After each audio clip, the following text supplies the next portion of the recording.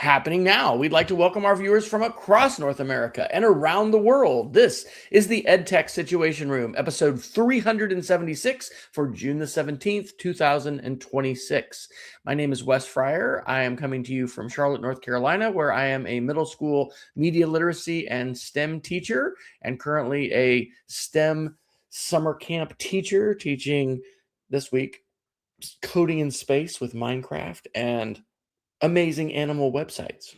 Coming to us as always, sporting his dark glasses and his Western shirt. It's Jason Neiffer, the guru of the North, who I think basically every educational conference is currently asking, Jason, can you come speak at our event? And hi, Peggy George, joining us from Phoenix. Well, good evening, Dr. Fryer. Good evening, Peggy. I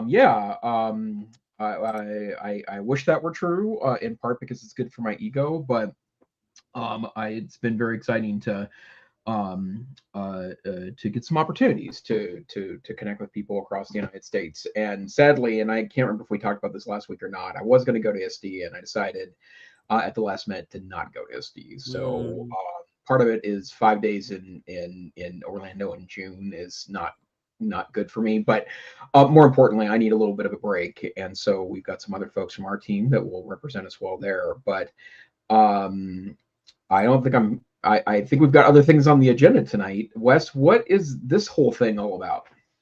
Well, allegedly, and we're here 2 weeks in a row, ladies and gentlemen. It's, we've kind of had a busy time. We talk about the technology news. So Jason and I are reading and perusing the tech news all week long, and we will throw some of these articles in a Google Doc, which I will put the link to, and we are going to talk about them. So usually we are talking about AI, and every article, if you really look at it, is just an AI article. So it could be the AI Situation Room, but I didn't want to redo our domain, so we're still the EdTech Situation Room. But we have AI articles. We've got, I think, an excellent, outstanding op-ed piece about screen time, several security articles, a miscellaneous article, and we always have our Geek of the Week. And Jason will again be talking about Hermes. So if you know him as Jason Neiffer, maybe Jason Mr. Hermes Neiffer, I'm not sure. He's been talking about it quite a while, and I need to jump into the agentic AI world, and I have not yet done that, and perhaps tonight Jason will convince me to do it. It frequently happens. That's absolutely true. Let's go ahead and start. I mean, AI is going to suck us in eventually here. Dr. Fryer, why don't you start with, because I had actually saved the link today, but hadn't actually opened it. Talk a little bit about Snap's AR glasses. All right. Well, first of all, I'll just say that my perception of augmented reality is that it's just not ready for prime time, and it's not something to get that excited about. I think the onset of AI with its generative capabilities to sort of make a holodeck-like experience, has a lot of exciting possibilities. But what we've seen from Meta, what we've seen from Apple have just been, crazy expensive. This is an article from TechCrunch today, and the headline is, after unveiling ridiculously expensive AR glasses, Snap's stock takes a dive. Apparently, these have been long-awaited AR glasses, and the price is retail $2,200 a piece. And the demographic here is supposed to be teenagers. However, even though teenagers wield quite a bit of power over parents and income, this isn't pocket change that we're talking about here. And the CEO on a CNBC interview on Tuesday, when questioned about the price, said, quote, "The most important way to think of specs is as a computer. And so they're comparably priced to other high-end computers or high-end laptops." And to that I would say, fine, but that's not going to replace your computer. I continue to see the ads every once in a while. We were in the Apple store a couple of weeks ago when I was basically getting the lint taken out of my lightning board, as I have to do about every year, and because I need to get a case that covers that. But seeing the Apple VR glasses and on the airplane, being able to watch movies, being able to experience it. I mean, it definitely looks cool. I mean, every single thing that Apple has looks cool, but I just don't think it is practical. So, Jason, I have not put on the Apple AR glasses. I have used a generation back or so Meta glasses because we have a classroom set at our school of 20, but what are your thoughts? Are you going to rush out and purchase the Snap? Because I know, I mean, if it's a PC, the Neiffer PC collection probably needs an enhancement. So Yeah, well, unfortunately, it's not 10 years old and of dubious value, so I'm not all that interested in it. So the this is something we're really having some deep and difficult discussions on at MTDA, because one of our charges as part of our Frontier Learning Lab is to explore in this particular space. And we spent the large part of the last year experimenting, working with vendors. And then when Meta pulled out of this space, it threw us through for a real loop, because we were convinced that the MetaQuest glasses or headsets were going to be the way to go. We hadn't fully invested in hundreds or dozens of them or anything. We just had a couple test ones around the office, so that's okay. But I can tell you that your perception is correct, Dr. Fryer, that I do think that there's some amazing applications here, and the one that we keep talking about at MTDA is how do we get a human dissection experience to our anatomy and physiology students, especially our dual credit anatomy and physiology students. And that's something that I mean, there's been virtual versions of this that have been endorsed by as diverse of sources as Harvard Medical School, to just large R1 university biology programs. But the cost is ridiculously prohibitive for the software. We're not talking just about the headset, we're talking about the software. And I have no doubt that the Snap headset has some hardware heft to it at that price. It's just not realistic for educational applications. And the part that we have absolutely tried to work through is, how do you share these with smaller schools? How do you share them across the state? Because and we also know that we've talked to a dozen or so districts in the state that bought headsets in the last 10 years, that through a grant or through a donation, and they were interesting to them for 3 months, and then the management was too much, and so they didn't get used. They were gathering dust in a closet. And so this space remains incredibly complicated for K-12. And we're gonna parlay this conversation into screen time here, I would imagine, in a few moments. But like, in a world where that time is being challenged, I think this is a harder sell than it was even 6 months ago, to invest in this particular space. But we're continuing to experiment with it. for those of you watching our video, I've got the video of the MSNBC interview with the CEO, and then just even looking at the website, these are these AR versus VR? Because the website here, people are out in there. I think this is those an are AR. AR looking. This is an AR headset, yeah.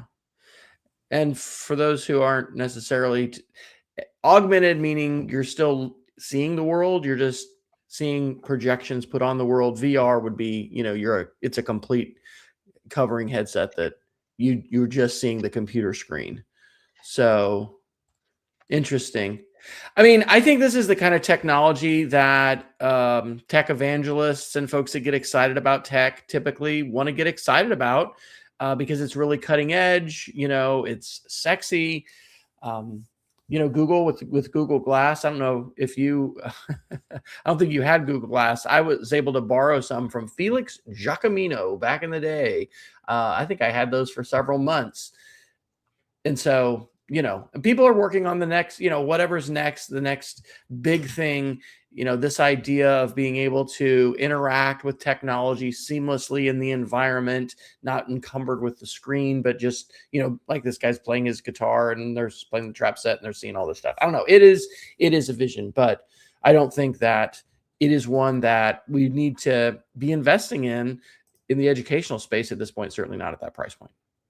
Yeah, and the other piece that is an untold part of this as well is that, so how long do you get to use these bad boys, right? Like, I know plenty of districts that bristle at having to invest in a $600 desktop PC that they expect to last 8 years, which seems well. I mean, to even keep those updated is kind of a magic trick, but certainly the $2,500 snap set glasses aren't going to be supported for more than a couple of years, I would assume. And so, I think the biggest shot we had earlier rather than later to find more of these technologies, some application in school was Meta. And the fact, I mean, they are keeping their augmented reality glasses, although those seem like still more like a party trick than they do something that has legitimate learning purpose. But the MetaQuest were different. They had a lot of interesting learning applications, and so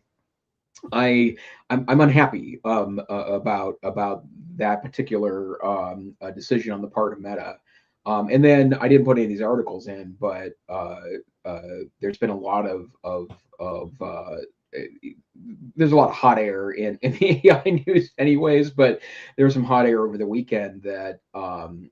Zuckerberg said that he acknowledges that they handled the layoffs to focus all their money on AI very poorly, and that they expect it to continue to go poorly for a while here because of decisions they've already made. And so, it's just disappointing to see that happen.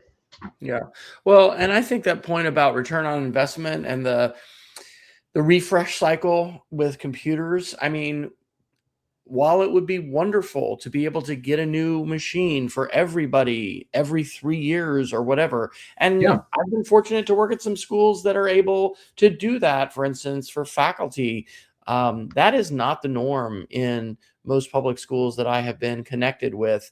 In fact, it's probably shocking to some people in business IT just how long schools end up using devices, but especially with the robust nature of the web and what we're able to do today with even a modest screen and memory, it's Chromebooks are the ruler of the K-12 classroom, and I don't think we're going to be seeing a huge move into this area of augmented or virtual reality until No. we have a price point that's so much better. I'm also reminded of Google Cardboard. Now, again, that's not augmented. That was like virtual reality, but you're going to be putting your cell phone right in front of your eyes, and then you're going to be able to, experience more of an immersive thing. But it didn't happen either.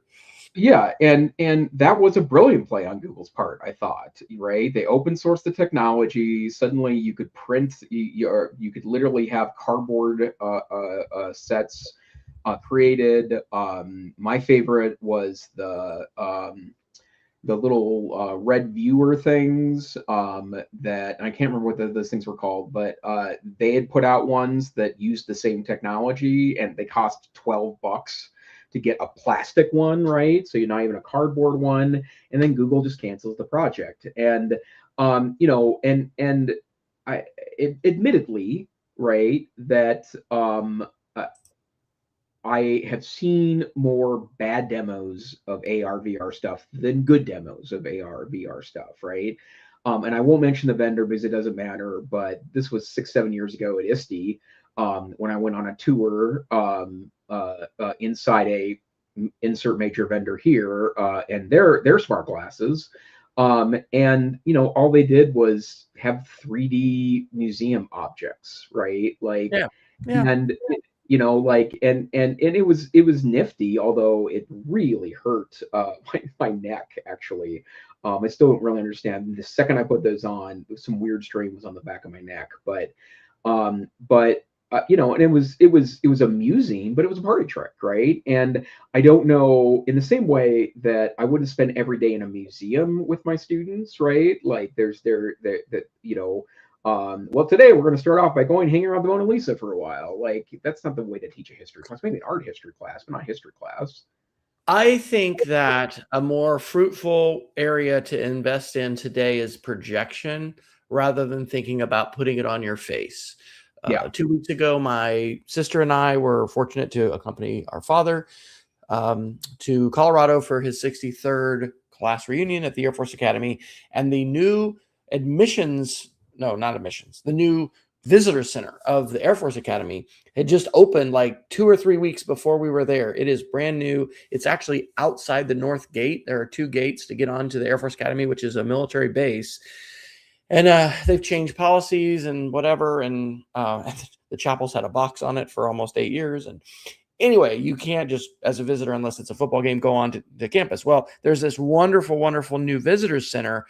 And I don't know if you've been, Jason, into any museums or visitor centers like this that have been done in the last few years. But rather than like an auditorium and sit down, on an hourly schedule or whatever and watch like a 30 or 45-minute film, there are multiple films.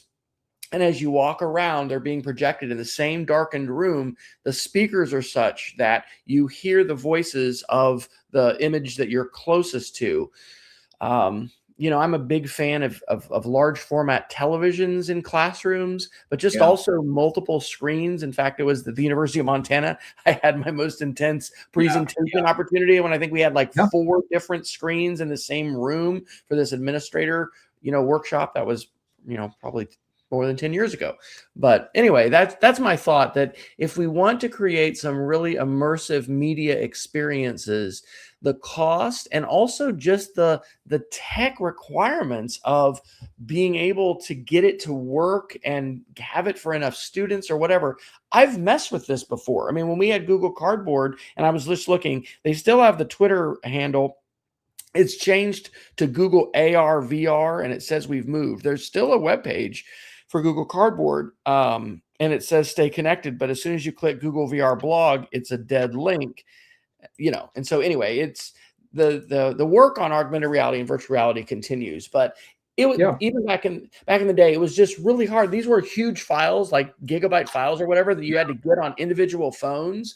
And we didn't have phones for everybody. And so did you want to try to get those on other people's phones? It was a freaking mess. And so, like I said, our school does have a set of Meta VR glasses. And we do have students in English class and social studies and some other places, having some VR experiences. But I think it's just really more of a gee whiz party trick sort of thing.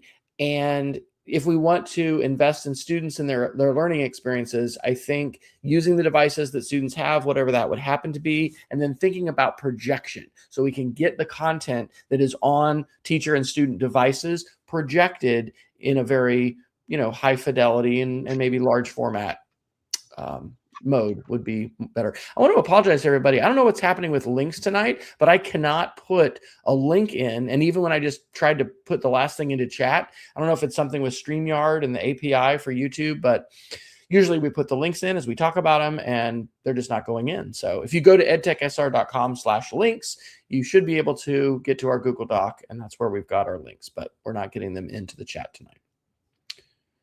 Okay, Dr. Fryer, where to next? I would love to talk about this Liz Kolb screen time article. So, and this will be more in the category of let's rant, but this has been, and again, I'm going to try to drop the link in and it's not going to work. But you know what? Let's just share it because I've got screen sharing enabled. So this comes to us from AACTE, which is an acronym for a very astute academic organization, I'm sure. But the person who wrote the article is Liz Kolb. And I happen to know Liz Kolb because, Peggy George, of the K-12 online conference, because years ago, Liz just did a fantastic presentation about cell phones for learning. She's still at the University of Michigan in the College of Education. And the title of her article, which is from June 9th, is "The School Screen Debate is Asking the Wrong Question."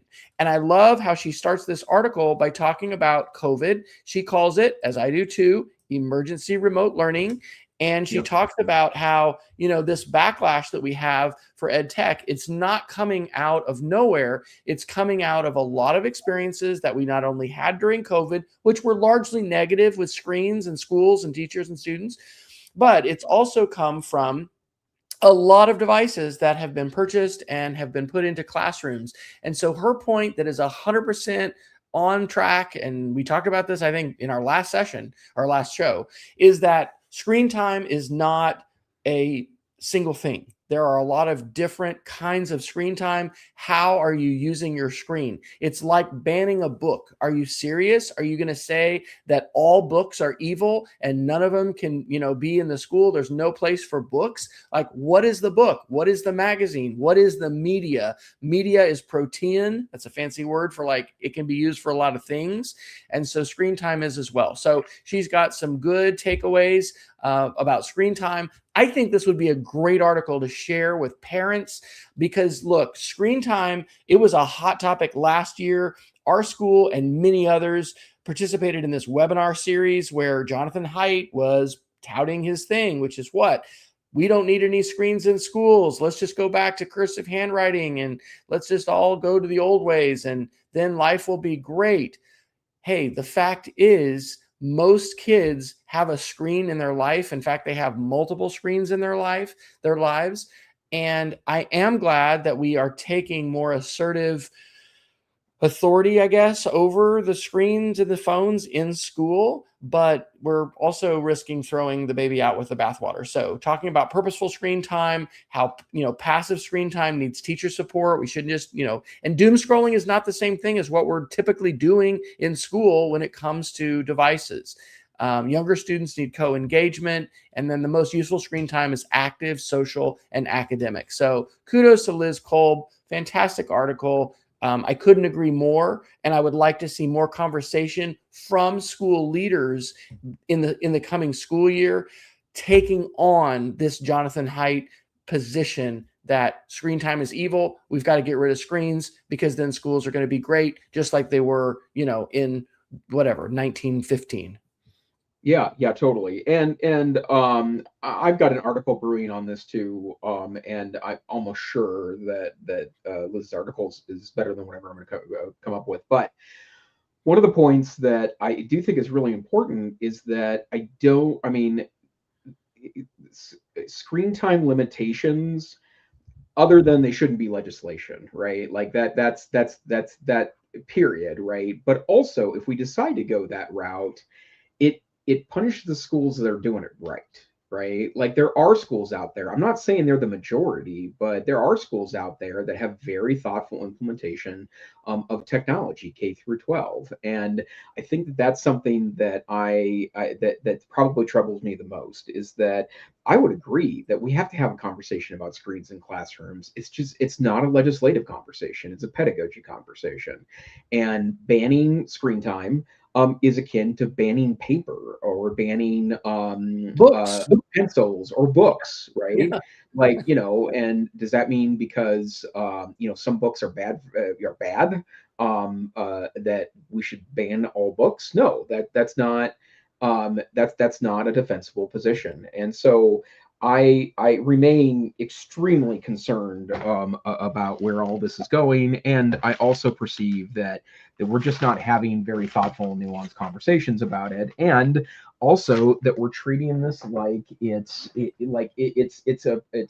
to lead to better classrooms, right? And that's the one that I have the absolute no doubt that it will not do, is lead to better classrooms. And so yeah, I will continue to push on this. I hope that everyone listening that is in a position to advocate, and even if you're not, I think your voice is really important.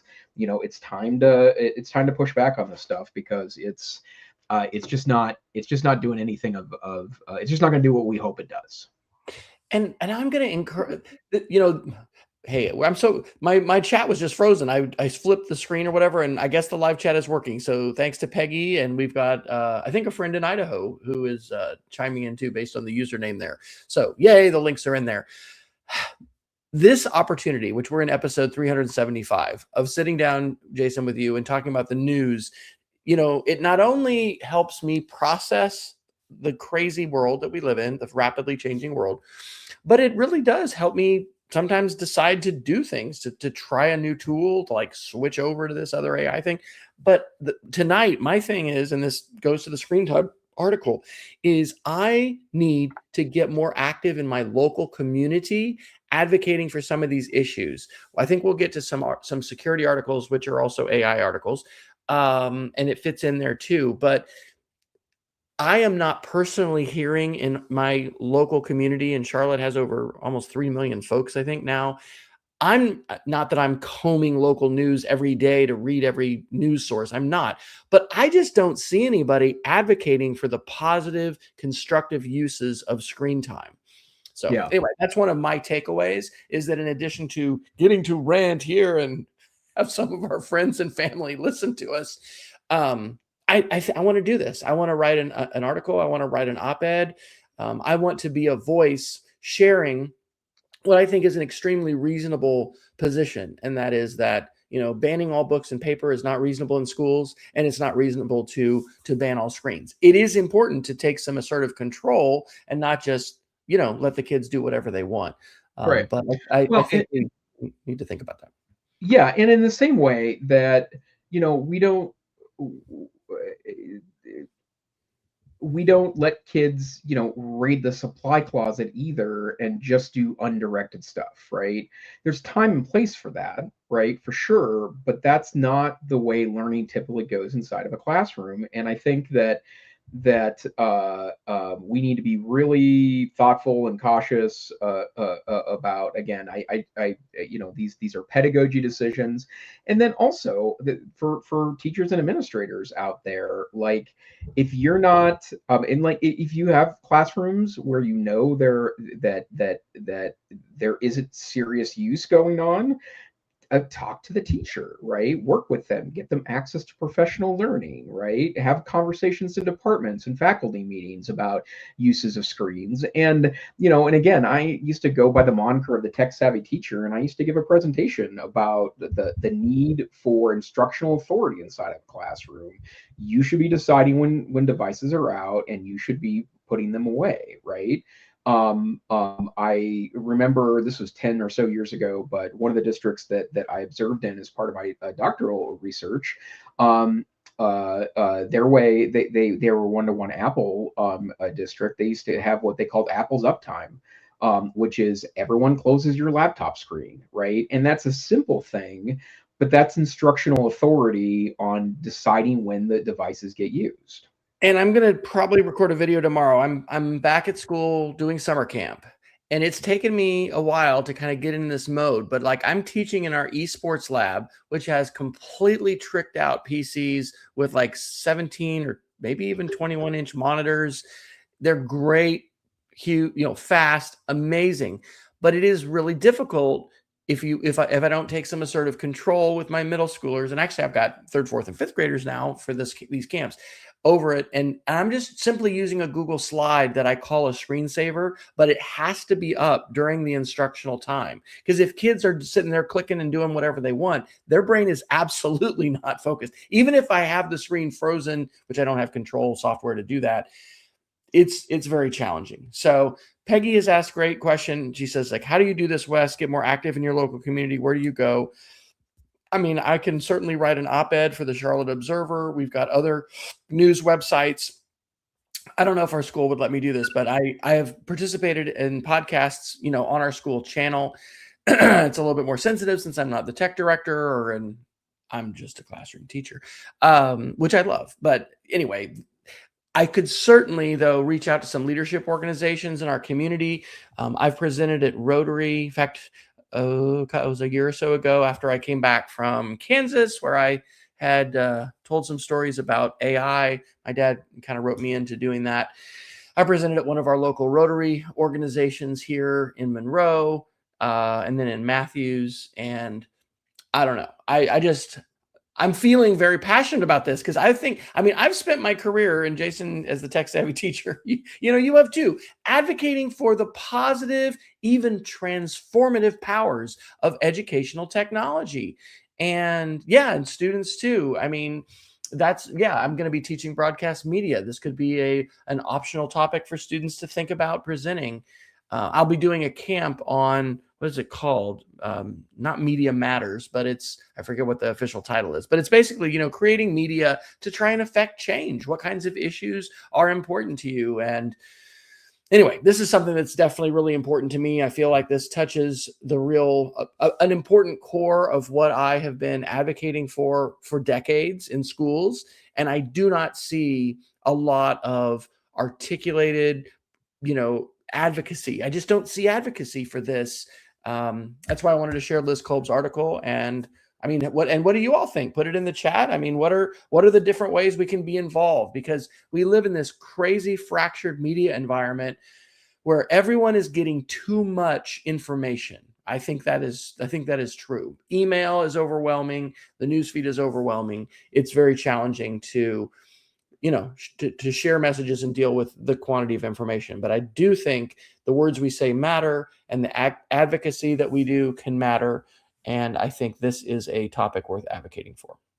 Yep, I couldn't agree more. And in the end, these need to be educator decisions, right? And that said, educators, you are responsible for screen time in your classroom. If you feel as if it's distracting the kids, then I know this is tough, but you're going to have to put your thumb down on it, right? And and by the way, I don't personally have a problem with cell phone bans. Like if that's the direction you want to go, then do it, right? But that's a community conversation, and it's a teacher and administrator conversation. I understand why people would want to do that. That makes sense to me to have a source of that, but that's a different conversation than limiting screens altogether, which I think has a lot of other implications to it. And let's talk about AI, because AI, similarly, we're seeing. I want to say Larry Lessig, had a post on his Substack about a law school that was issuing a blanket ban for AI, for the use of AI. And Stephen Johnson, if you don't follow Stephen Johnson, who wrote so many wonderful books, How Did We Get to Now? Innovation. He was a keynote speaker at ISTE years ago, when it was, I think it was ISTE. But anyway, I think these are instructional decisions. I think that departments at a minimum, but really the instructor, should have the latitude to say, this kind of AI use is fine. This kind of AI use is not. I mean, the school obviously needs to say that cheating and dishonesty is not okay. It's not okay to misrepresent work as your own when it's not. We need to fully document the sources that we use and the tools that we use. And I think the AI conversations that we use, I think those should be fully documented. And that's one of the most important things we can model and we can ask our students to do. But it's similar. The legislators should absolutely not be deciding whether or not I let for instance, my 8th graders in web design use AI tools. And I similarly think that I should be allowed to say, for instance, as a broadcast media teacher, yes, please get your phone out, because it's much better than any camera we have at school today, because it's a relatively new phone. Let's use that to be able to, create films and document things and what we're doing for that particular class. Yeah, absolutely. And the other thing I would also say too is that, and then we got to get off this stupid topic. I'm tired of talking about this, and it's so important. Also a phone can be a bridge for studying and learning, right? Like, I'm not even talking about being on the phone. I'm talking about what it puts in your pocket, right?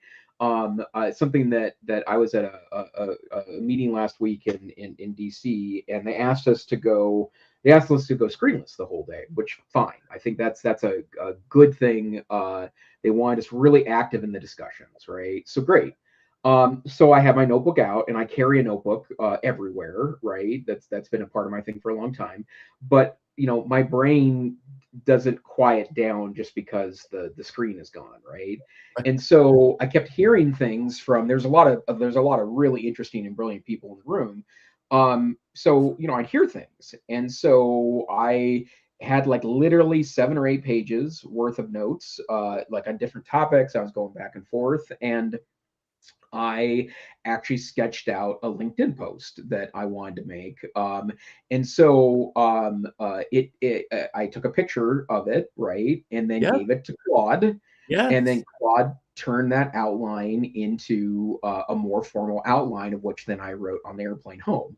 And I loved it, actually. I was very happy. I had forgotten how much I liked just taking notes in a notebook. Now Claude didn't make fun of my handwriting, which take It that, did or Claude. it didn't? It, yeah, it It kept did. calling it. Oh my gosh. Yeah, Wow. it kept calling my handwriting squiggly. And so Okay. Wow. yeah, I made up a word to describe my handwriting, but which, by the way, fair. But um like it can also be a gateway too. So Oh, 100%. And I've been using this sketch note to yeah, infographic, and it's amazing what we yep, can do now with photographs and yep. AI. So, wow. Jason, were you receiving an award in Washington, D.C. for AI? Was I that was the not. occasion? No, no, no, no. No, I because you did win. Didn't you all win something from that like White Yeah, House yeah, AI yeah. contest or something? Yeah, we were the Montana Digital Academy was the state teacher winner of the presidential AI challenge, and I was really sad. I felt really good about our regionals presentation, which we did over Zoom, but Hmm, no love. So, okay. um, But yeah, this is a different meeting. it's a different meeting. Yeah, but yeah. I mean, I did win another award in May that I'd rather brag about. I was named the 2026 University of Montana Innovator of the Year. So Congratulations. That is thank well you. Yeah, deserved. that Well was deserved. both a big surprise and a delight. And hopefully there was a nice stipend that came with that. No, but the trophy is beautiful. So Okay, like well, good. big Hey, glass sculpture. do you still have any of your trophies of debate from I college or have high them school? in a huge box in my basement. So like it's a big Rubbermaid tub, and Montana only gave trophies out for first place for debate tournaments, and so when I only won 2 tournaments in high school. But as you know, in college, hardware is prolific, and so I Yeah. have this ginormous box of trophies and speaker awards and all the fun stuff that My comes with it. wife made me get rid of most of them, but I did keep a couple special ones. I think yeah, winning impromptu at San Diego State one year was like that was exciting. All right, Yeah, let's I talk a after little. I won extemp at the Great Salt Lake tournament one year, and Yeah. it totally, yeah, Yeah. that's No, that's a big deal. And those are yeah, practical skills, by the way. We haven't, riffed on speech and debate and extemporaneous and impromptu and all that stuff, but it's yep. those are great skills. Okay, I think we need to talk about AI articles and security. So I've picked a few. Where do you want to start with the ones we've got? Yeah, so there's a couple, I think, really interesting ones here. The first one is I don't want to talk too long about this, but let's go ahead and talk about the Anthropic ban. So I believe both Wes and I mentioned Fabos or Fable, excuse me, I'm just making up new names for it. Fabos. Fable, which is the new Mythos class model, and for those that haven't been keeping up, Mythos is the model that Anthropic was so terrified of they wouldn't release it. It apparently is extremely effective at finding bugs in code and security holes.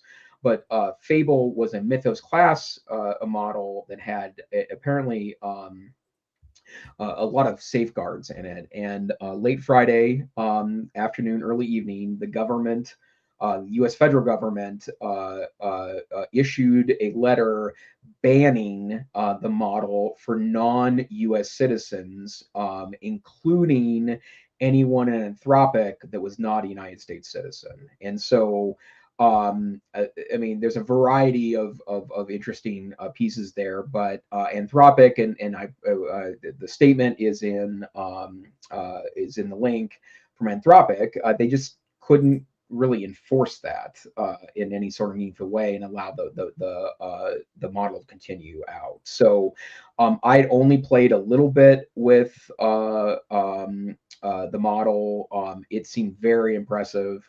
And I was also starting to think about doing some one-shot coding projects that for me, I'm totally skeezed out by the security stuff with AI code because I know nothing about it. So I wouldn't code anything that talks to data directly, but I would absolutely code a game or code a little tool that lives on my desktop computer or something.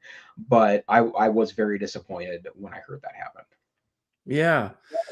Well, I put several articles in here about this.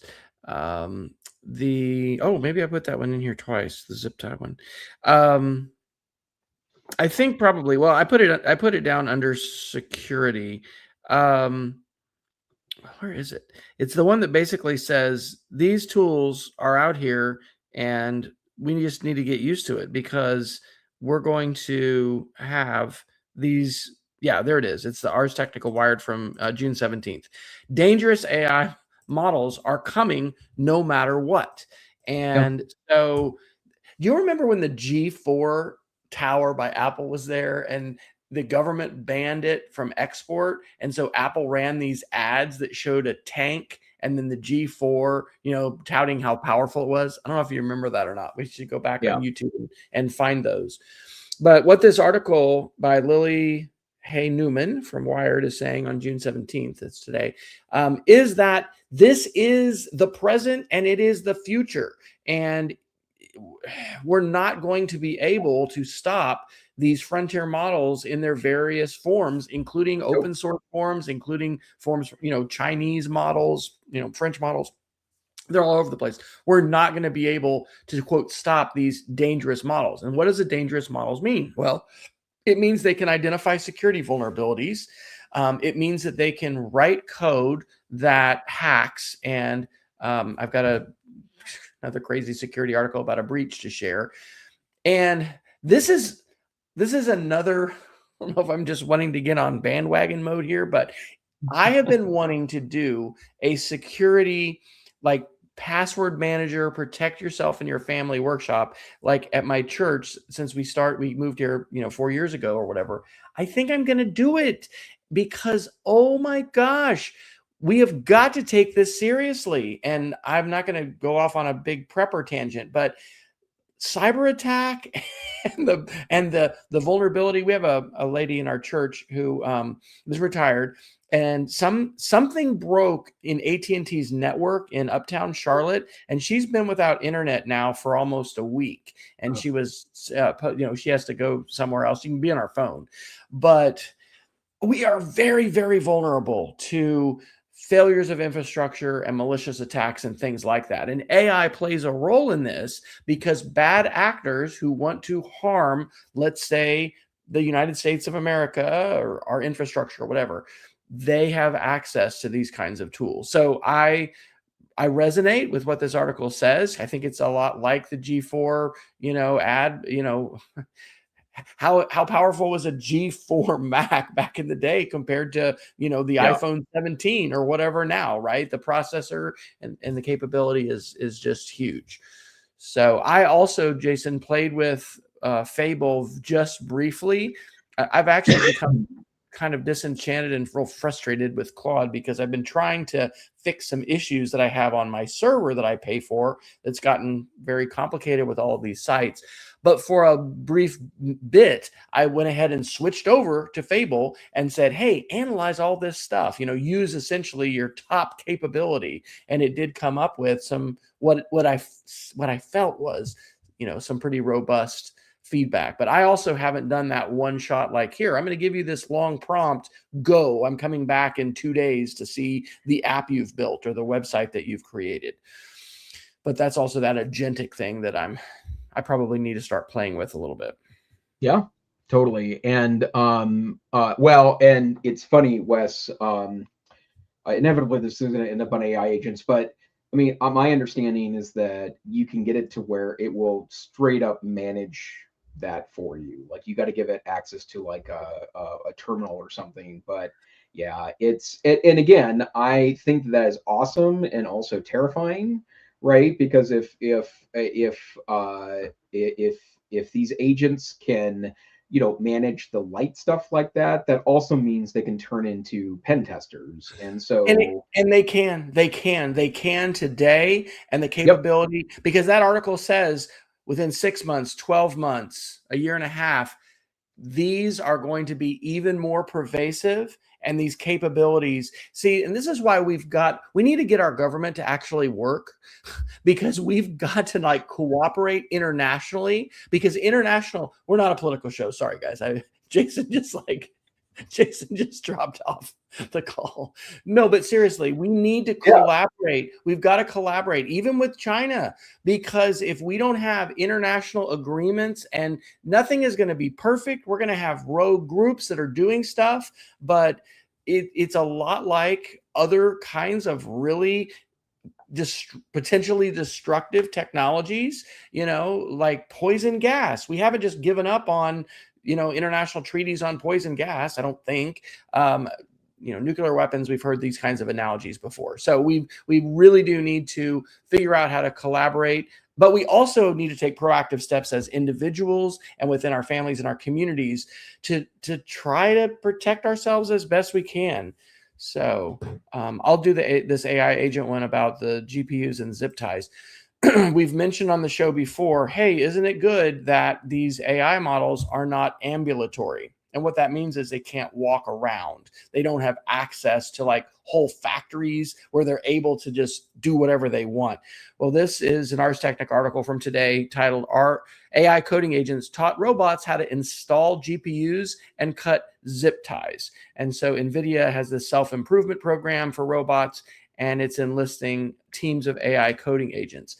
This idea, and I don't know if you remember what Anthropic CEO and others are calling it, but it's where you've given the AI the independent ability, I guess this is in an agentic sense, to like go forth and do things on my behalf, and don't check with me every time you make a decision. And this is not just in the realm of software, it can be through robotics in the physical analog world. And I'm sure we're going to see more and more articles like this, because what are curious folks going to do with these AI agents and with the robots that are now, cheaper and cheaper and more readily accessible? We're gonna have these robots doing things. So it's not the Terminator today, and I'm not trying to say the sky is falling, but I am saying that international cooperation matters. We need to figure out how regulation can work with business, can work with international organizations in order to address these issues. And we also need to do things like invest in our infrastructure, invest in, our power grids, our water systems. All of these kinds of things are very susceptible to hacking. And these yeah, things can be hardened, but we need IT professionals that are there on staff putting in updates, and we need to be looking at legacy systems and carefully deciding, do things need to be air gapped? Do things need to be protected from the internet? And when we get to that security article about this latest hack, longtime listeners of the show will recognize this rant, which is just basically all this stuff is hacked. Does it matter to you? Are you doing anything different because of it? yep, absolutely. Okay, so let's see here. I lost my screen. There it is. I was very interested in the Pew Research that was released today about kind of how AI is polling, and it suggests that more people are using chatbots. I thought it was kind of entertaining. They compare to 2024 versus a 2026 article. That seems like a long time in the AI world. So it is not surprising to me that now half of all Americans ever have used ChatGPT, Gemini, or Copilot. But a lot of Americans are very skeptical about AI, and they say including younger adults. And I'm not surprised by that at all. I think the narrative about jobs uh, um, makes it the jobs is what I'm trying to talk about. The Yeah, jobs. sorry. We'll edit this part in the final Yeah, podcast. yeah, no kidding. The job situation, and I still believe that a lot of this isn't necessarily AI replacing workers. It's tech companies that are firing the easily fireable, so they can stock up money inside of AI play departments, right? And so that's certainly a part of it. But you're starting to hear more junior coders that are getting laid off, and that internships are drying up. And I don't necessarily have all the data there to be able to confirm or deny any of that, but I do think it's a very challenging time for this, and this is one of the reasons why schools need to be part of this conversation, right? Yeah. Like and it's not. I don't think AI literacy and AI fluency is about pushing AI. I think AI literacy and AI fluency is understanding an AI and being functional with it. So if it is troubling, or if you perceive that something is BS, then take it on, right? Have that conversation. I think that's an incredibly important part of this process. And this graph that I've got up from the article, Americans are more likely to say chatbots help rather than hurt their productivity, knowledge, and creativity. It's a sizable percent that believe productivity is helped, not hindered, or it's not neutral. It helps on how informed we are and how creative we are. And that's really important because, again, many of the articles that we'll read and the things that we'll hear in the news are just negative, negative, negative. Yeah. And I think, for those of us using the tools, I feel extremely augmented in my ability to be a Yeah. professional teacher and to engage in the civic advocacy and the other kinds of things that I'm involved in doing. And I think that perception is mirrored by what we're seeing in this Pew research. So that's good. Yeah, and I would also say too, I did give the opening keynote address on Monday morning at the Office of Public Instruction Summer Institute. That's the state of Montana's teacher administrator education institute each summer in Bozeman. And one of the things that I have stumbled into in the last couple of weeks, in part because of good conversations with my colleagues, is that I personally am both a very good person to talk about AI, and in a lot of ways, I'm a very bad person to talk about AI. And the reason why is that it really it does play into the way I approach the world, which is, I mean, going back literally 40 years, I was a little kid that played with canceled checks and created businesses, and I had business cards at age 9, and you had these wild ideas about this, and that. That can sometimes annoy colleagues when you are, helping run a state virtual school. But also though, like you mentioned, what you've learned from it. I mean, I am so much more functional. I mean, like I literally have set up servers that I would have never been able to do before. I used to try and give up really easily, and I'm not just like vibe coding with slop code to make these happen. I'm asking it to explain why this or why that. Yeah, So that teach I me can, this too. exactly, right. And and the geek of the week I'm going to share in a couple of moments is a wild thing that I tried. I can't believe works. I wouldn't recommend it to a general audience, right? But from my vantage point, because I have just enough computer knowledge to be dangerous, it's a very important part, I think, of the bigger picture here. And so I liked that survey. I thought that was actually more positive than I would have expected it to be. Well, and I won't put it back on the screen, but the part about this was in February of this year. A majority of Americans say they read AI summaries at the top of their search. Remember, we talked about it last week. Google has changed the search box. They hadn't changed the size since 2001, and AI search is now primary. And so this is absolutely a critical thing for us to grapple with is how do we change the ways that we talk about search, we use search, we ask students to use search, because AI it's not an option. It's there. It's just built in. Let's do one more article. I think we probably better geek of the week it. No, I think we should do it. Yeah, I want to do this massive security breach. So this is Ars Technica today. Massive breach spills credentials for thousands of sensitive networks. Okay, this is an article that we could have talked about on every episode of the show because this happens. There's a lot of breaches that happen.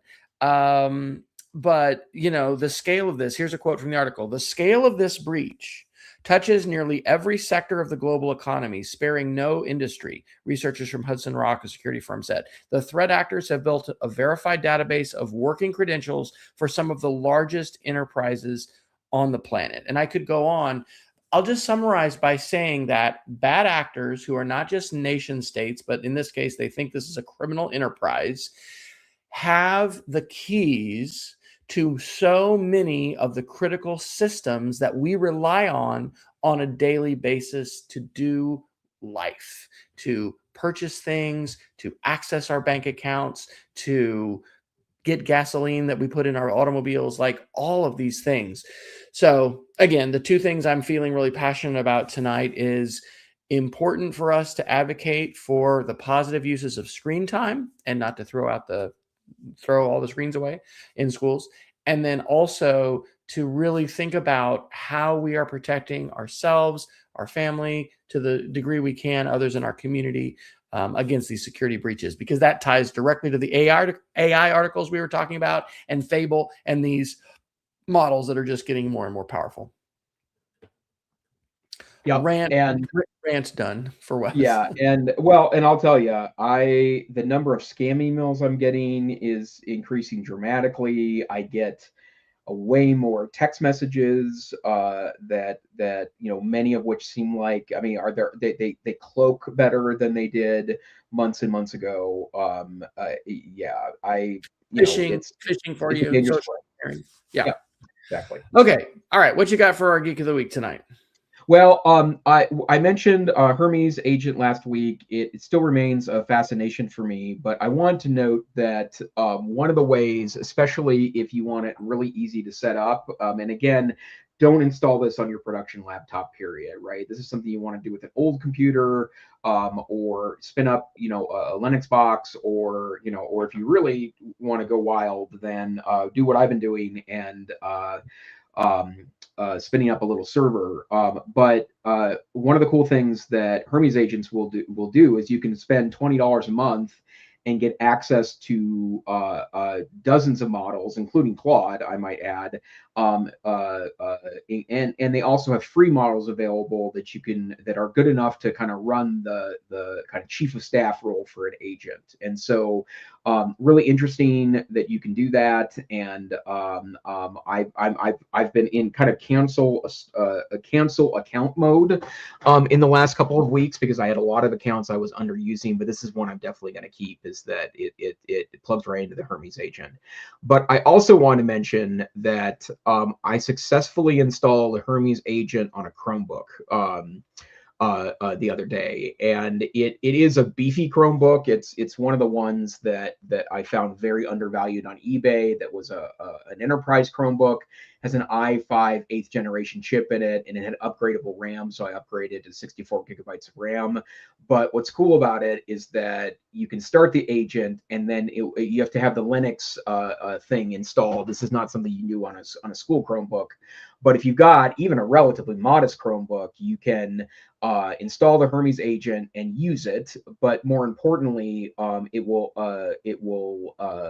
install the desktop app for you. And so you'd have the desktop Hermes agent app on a Chromebook.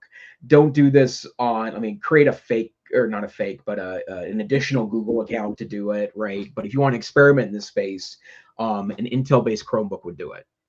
So Jason, if I would do like the Plus account for Hermes agent at $20 a month, can I use it like I'm using Claude or like I use ChatGPT as well? Or is this not going to give me that same sort of just direct chatbot interface? It will through Hermes, the agent itself, Yeah. right? And so, Okay. yeah, it works just like that. And in fact, that desktop app, which it installs, is pretty effective. And then I see D Idaho in the chat. Yeah, and in fact, one of the things that I feel very challenged by Hermes is also that the memory itself, despite it being about a self-correcting memory piece, the allowable characters is so small, it doesn't always allow me to do everything that I need it to do. But I feel it's certainly a better platform than OpenClaw. Wow. And talk about a gap in knowledge and experience, right? Because some folks aren't using AI tools, and then we've got people like Jason that are writing these that are already using OpenClaw to do things, and and other agents. So fantastic. All right, mine real quick are related to school this week. So I have been teaching 2 half-day workshops, and I'm putting, of course, as I always do, my curriculum online. So you can go to amazing animal websites and check out the sites that we're doing. And so we've done Google Sites, and I'm Max is my little alias because I build these along with the kids. But in addition to Google Sites, we're also using Adobe Express, and this is my glide show example about amazing elephants. And it is just so cool to see what students can create. I think animals are a fantastic topic for students. I always use my summer classes and stuff to inform what I do during the school year. And it really is fantastic. There's so many amazing animals, boys, girls, everybody seems to be interested in animals. So it's great. The other one that I've got is to my Minecraft coding in space. And so this is, both of these are for third, fourth, and fifth graders rising. And we've only had a 4-day because of Juneteenth, we're off. But basically, we've been navigating and building in a moon base, and then we have been coding landing pads and domes. And actually, we did some robotic farming today. And we also did, I will admit, spawn some mobs. And some of those might have been hostile mobs that were just kind of fun to spawn inside the domes. We learned that the Ender Dragon can basically break out of glass and fly wherever he wants. So anyway, if you know what that means. All right. Well, Jason, when you're not here illuminating us about the possibilities of agentic AI, where can people find you? Hey, best place to find me is on LinkedIn. Although I got locked out of my LinkedIn account, I'm trying to get back into it. Or you can go to aicentrist.com. That's right. And rumor is you're working on a new website, so we'll look for that coming soon. I am. Yes. Yeah. And will Hermes be building that for you? Yeah, Hermes will be building it for me, and I got a WordPress MCP server running last weekend. So it blows my mind. Okay, I'm going to have to learn what that means. My name's Wes Fryer, and you can find me at wesfryer.com when my freaking virtual private server is not crawling because of, hostile cyber attacks and things that are happening. But anyway, usually wesfryer.com. You can find me. So this has been the EdTech Situation Room. We are a almost weekly podcast that has been going for 10 years. This is episode 376. And we want to thank you for tuning in. It was fantastic to have several live folks in the chat room. We want to encourage you to do that if you can on Wednesday nights. We post to Facebook as well as Mastodon, usually in advance. Peggy, I'm so sorry I didn't the other week, but usually we'll just let you know if we're not going to be able to be here. And sometimes things do happen in the summer, but we want to encourage you to stay savvy, stay safe. I want to encourage you to advocate for positive screen time in your community and using a password manager and trying to be safe in this perilous digital world. Good night, everybody. Good night.